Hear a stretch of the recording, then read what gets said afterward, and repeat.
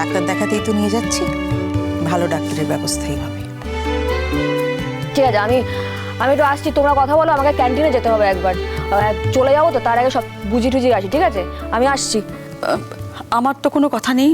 আচ্ছা ময়ূরাক্ষী, আপনি কি আমাকে একেবারেই পছন্দ করেন না? হ্যাঁ, আমি কথা বলতে চাইছি আপনার সঙ্গে, আপনি আমায় অ্যাভয়েড করছেন।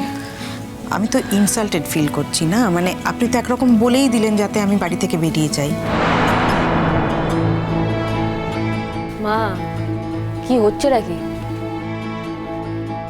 আসলে কি বলতো মাসি, মা এরকম ছিল না, অসুখে অসুখে এরকম হয়ে গেছে। কি আর বলবো, এই সমাজের সব লোকজন আছে না, কেউ তো মার সঙ্গে ঠিক করে কথাই বলে না। ধরো আমার বাবা আমাদের ছেড়ে চলে গেছে, বাবার পরিচয় মা দিতে চায় না, তো অন্য লোকের কি? তবে হ্যাঁ, একদিন না একদিন ওই বাবাকে বুঝতেই হবে। আর আমিও চ্যালেঞ্জ করেছি, ওই ভদ্রলোকের সামনে গিয়ে আমি দাঁড়াবো, দাঁড়িয়ে বলবো আমাদের ছেড়ে দিয়েছে বলে আমরা মরে যাই, লড়াই করে বেঁচে আছি আমরা। আমাকে মেয়ে হিসেবে অস্বীকার করেছো, আমিও তোমাকে বাবা হিসেবে অস্বীকার করছি। এই কথাটা আমি যতদিন না বলছি, আমার শান্তি হবে না। ও বাবা, বলছি মা কেমন আছে গো? আমার মার কথা খুব মনে পড়ছে, আমি যেতে পারি? আমার খুব যেতে ইচ্ছে করছে। সম্ভব নয়, একদম সম্ভব নয়। কঠোর ডিসিপ্লিনের মধ্যে রয়েছেন, একটুও সময় দেবে না। আমি একটু খাবার দাবার দিতে গিয়েছিলাম, ব্যাস, তারপরে সে সময় দিয়ে। তা কাকিমা কি বললো সেটা একটু বলো না কাকু। কিরে বুড়ো, সব ঠিকঠাক আছে তো? কোনো নতুন ঘটনা ঘটায়নি তো? তোর কাছে কোনো কমপ্লেন জমা পড়েনি তো?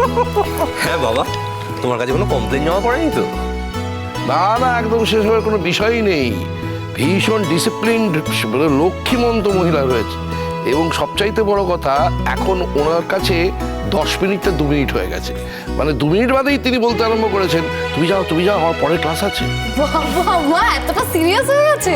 সত্যি মা, যদি স্টুডেন্ট লাইফ এতটা সিরিয়াস হতো না তাহলে কি হতো? তোমরা এত আদর যত্নে মানুষ হতে।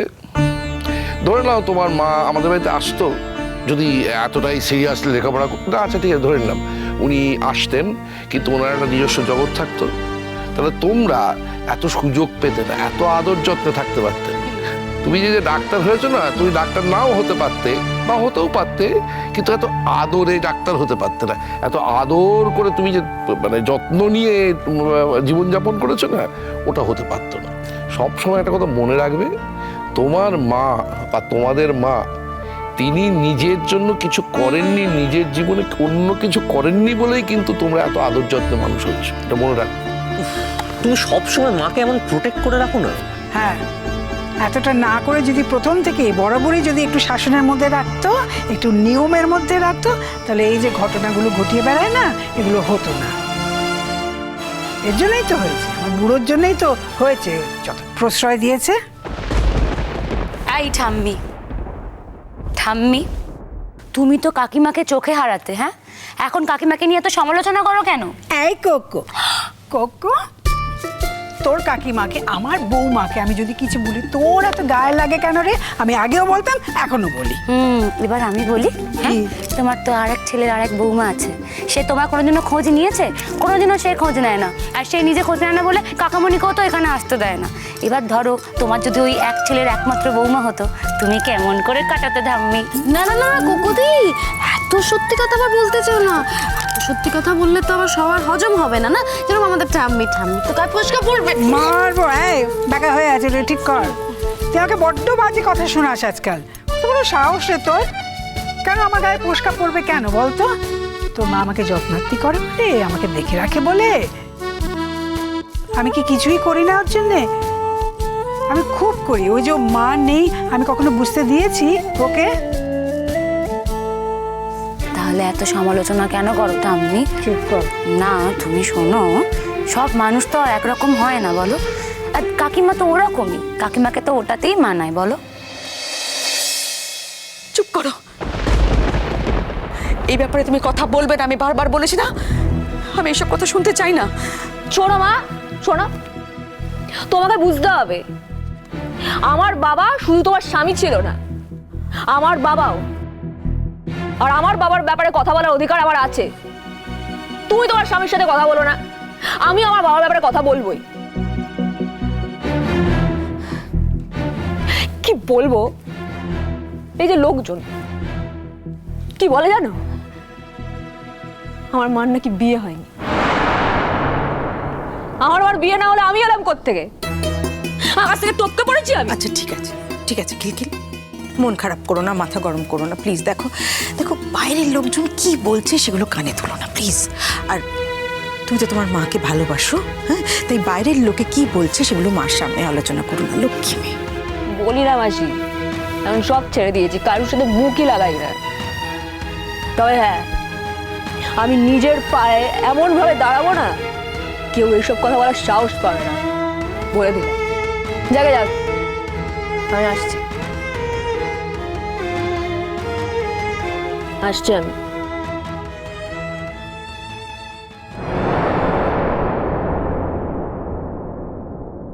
আপনার মেয়েটা কিন্তু ভারী মিষ্টি।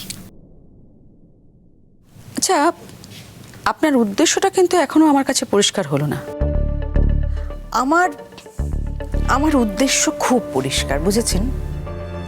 আপনি তাড়াতাড়ি ভালোই ভালোই সুস্থ হয়ে যান, এটুকুই আমার উদ্দেশ্য। আচ্ছা, আমি না একটা কথা বুঝতে পারছি না, পৃথিবীতে তো অনেক লোক অসুস্থ হয়, আপনি কি সবার সুস্থ হওয়ার দায়িত্ব নিয়েছেন? যদি পারতাম তাহলে ভালো হতো ময়ূরাক্ষী, কিন্তু কিন্তু আমার কি আর সে ক্ষমতা আছে? ঈশ্বর যদি আমাকে সেই ক্ষমতা দিতেন তাহলে হয়তো সমস্ত অসুস্থ মানুষের পাশেই দাঁড়াতাম। কিন্তু আপনার ব্যাপারটা আলাদা। কেন কেন আমার ব্যাপারটা কিভাবে আলাদা হলো একটু বলুন তো আমাকে। উদ্দালক বসুকে ভুলে গেছেন আপনি?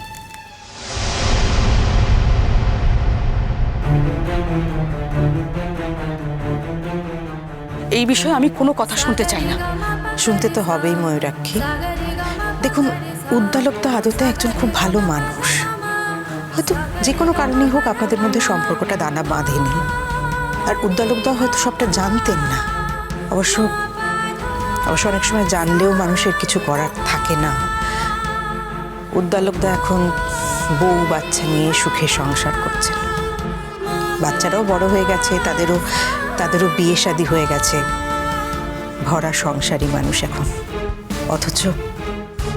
অথচ উদ্দালকদা জানতেই পারেননি যে আপনি এতগুলো বছর ধরে কিভাবে লড়াই চালিয়ে গেছেন একা। আমি চাই না আমার এই লড়াইয়ের কথা কেউ জানুক। আপনি হয়তো চান না, কিন্তু আমি তো নিজের চোখে আপনার লড়াইটা দেখছি। আমি উদ্দালকদাকে না বলে পারবো না। আচ্ছা, আপনি কি চান বলুন তো? কিছু না, একটা মানুষের নীরব লড়াই আর একটা মানুষ জানুক। যার কারণে এই লড়াই তাকে তো জানতেই হবে। সে না জানলে তার জীবনটাও তো অসম্পূর্ণ থেকে যাবে। আমি চাই উদ্দালকদা সবটা জানুক। সে যখন কোনোদিন কোনো দায়িত্ব নেয়নি বা নেবার সুযোগ পায়নি, আজ অন্তত সে তার মেয়ের দায়িত্বটুকু নিক। না, মা, আমি যদি এই তথাকথিত শাসন করতাম তাহলে কি তুমি তোমার মনের মতো এমন চমৎকার বউ পেতে? যে ছেলে মানুষ এগুলো করে না, সেটা ওর স্বভাবের মাধুর্য। প্রত্যেকটা মানুষের একটা স্বভাবের মাধুর্য থাকে তো, আর সেই মাধুর্যটা যদি চলে যায় তাহলে মানুষটার মধ্যে কি পড়ে থাকে? একটা যন্ত্র হয়ে যায় মানুষটা। আমি তো কোজাগরীকে যন্ত্র হিসেবে চাইনি মা, আমাদের বাড়ির কেউ চাই। সুতরাং আজ কোজাগরী যা, আমি পরাপর চেয়েছি কোজাগরী সেরকমই থাক। আচ্ছা বাবা, তোমার কি মনে হয় তুমি যে এত টাকা দিয়ে মাকে ওই ট্রেনিং প্রোগ্রামটায় ভর্তি করলে, মা কি শিক্ষাটাকে কোনো কাজে লাগাতে পারবে? জল থই থই জল থই থই ভালোবাসা